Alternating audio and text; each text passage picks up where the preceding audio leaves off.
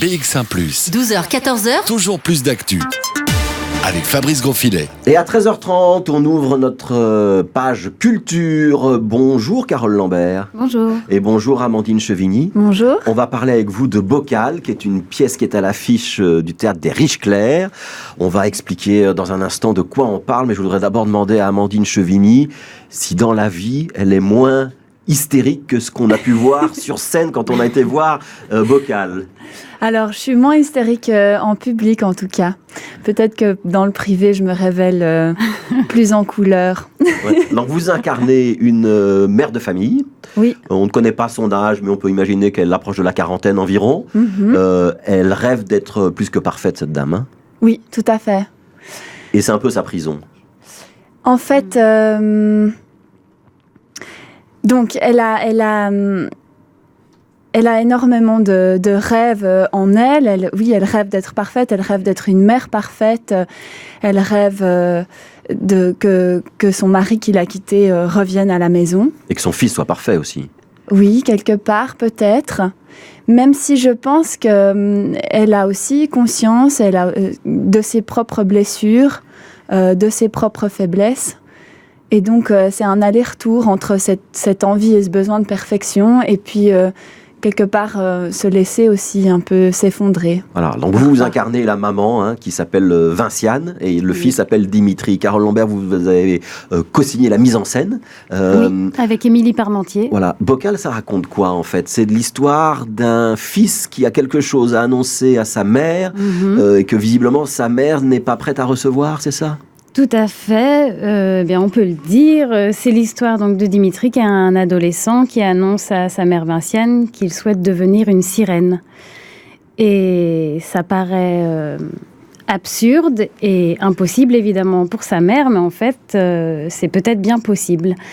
Et donc on peut dire que c'est une métaphore pour plein de choses. Ouais. C'est une manière de détourné, ou peut-être pas si détourné que ça d'ailleurs, de parler de l'homosexualité ou de la transsexualité, de la difficulté de le dire à ses parents. C'est de ça dont ça parle, Bocal ? C'est de ça, d'une certaine manière, et de manière plus large, c'est n'importe quelle annonce qu'on pourrait faire en fait à ses parents, n'importe quel désir qui serait pas accepté dans le monde de nos parents ou dans une société, en fait. C'est quelque chose qui serait... Oui, pour la mère, c'est impossible. Ouais, alors, elle va péter les plombs, la mère, on va dire ça comme ça. Hein. Ouais. Parce que les échanges sont quand même très, très violents. Hein.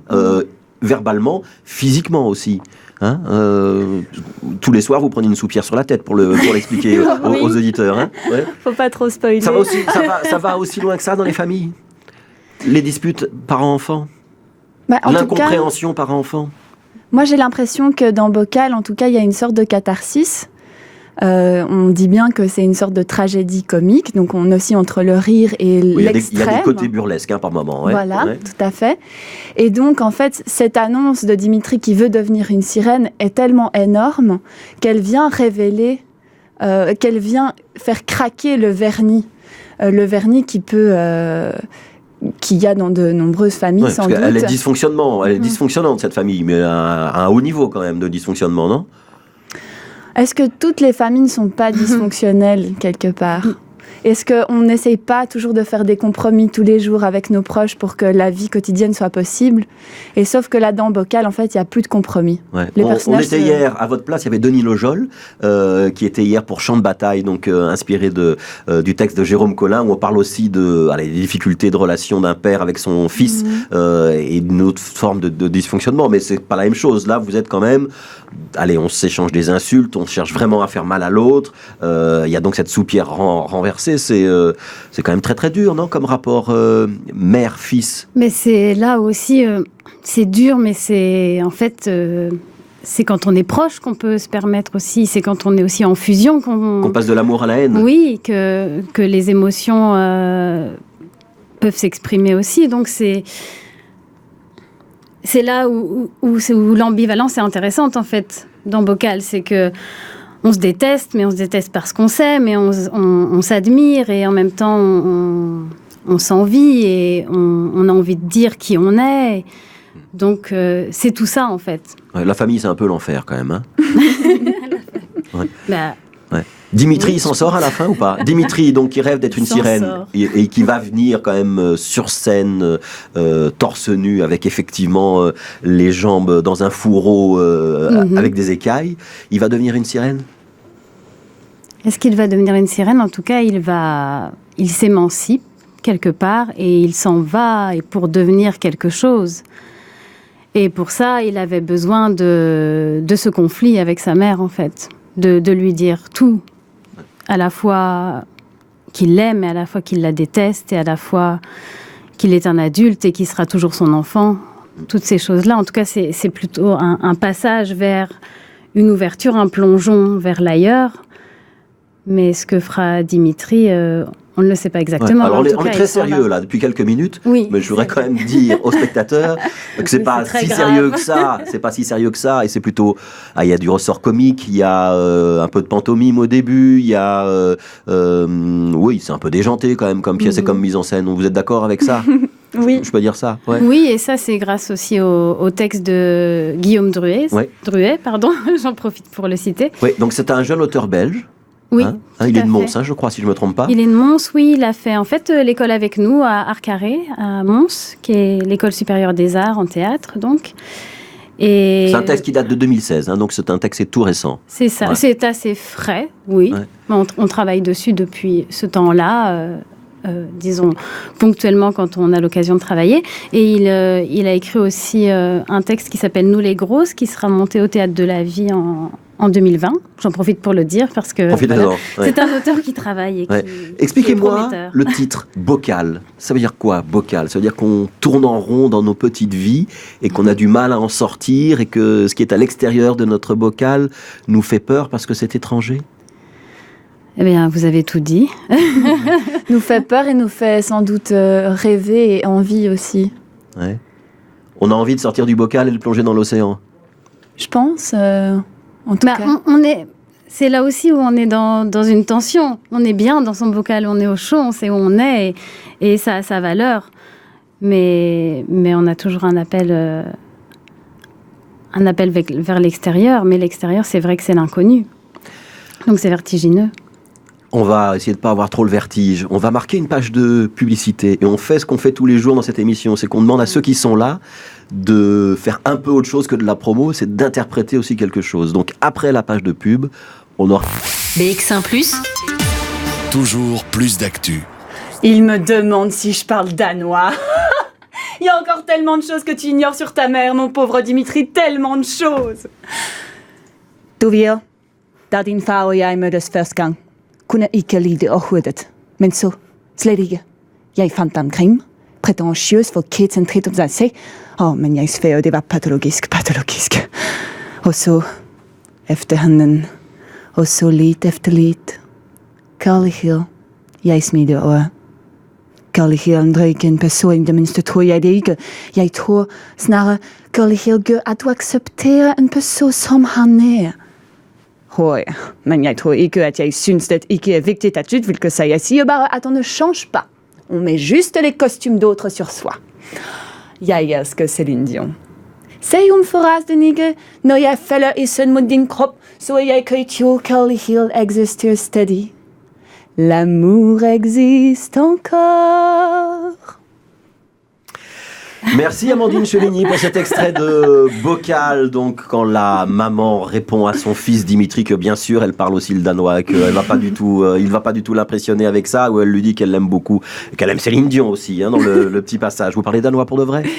Non, voilà, vous avez un petit peu appris. Je voudrais qu'on parle d'Octave. C'est qui Octave? Octave, c'est le poisson rouge, qui est l'animal de compagnie de Vinciane.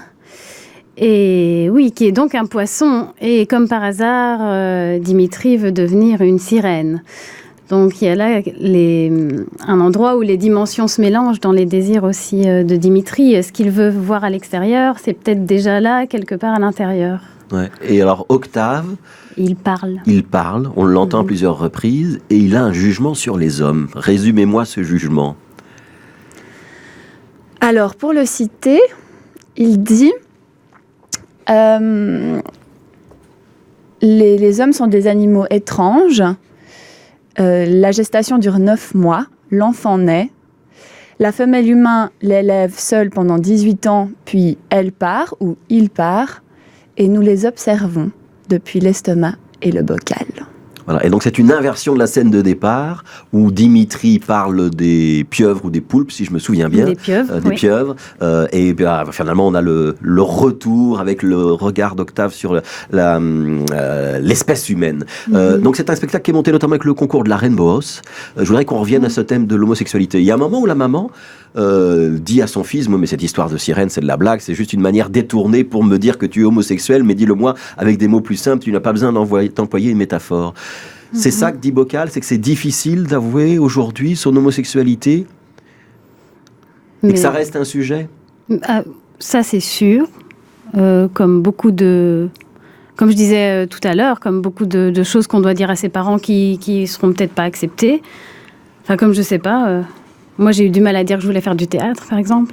Mais évidemment, l'homosexualité, c'est quelque chose qu'aujourd'hui, encore, qu'on croit qui est réglé, que tout va bien, tout va bien. L'homosexualité est quelque chose d'accepté, pas du tout. Enfin, on sait que c'est quelque chose qui est toujours tabou dans certains milieux, certaines familles. Et donc, en effet, il s'agit toujours d'en parler. Après, comme je disais tout à l'heure, on a aussi...